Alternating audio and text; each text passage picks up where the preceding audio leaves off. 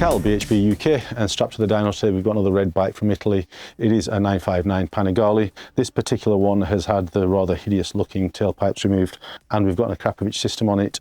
We're going to run it up on the dyno, see what's been done to the bike. We believe that it's already had some modifications.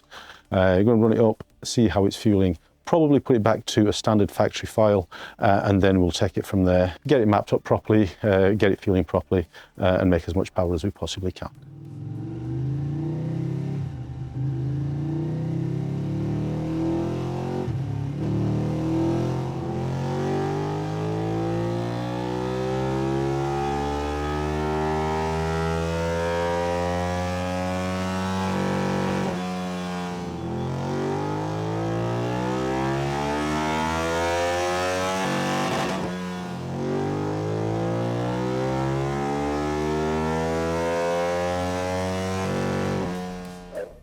The Panigale 959, this is one of those bikes that really surprises us with what we can actually achieve with it.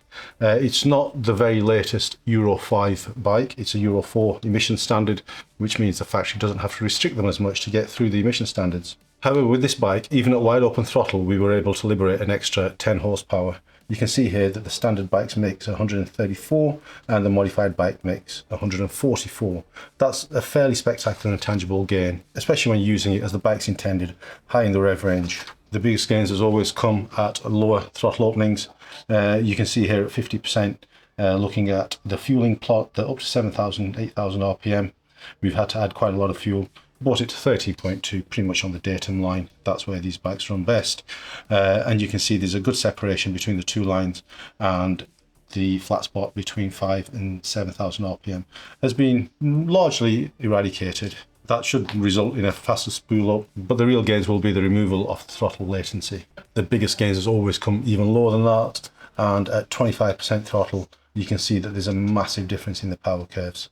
The standard bike drops off between 6 and 7,000, and the modified bike you do still get a little bit of a flat spot there, but it is a massive improvement over the stock bike.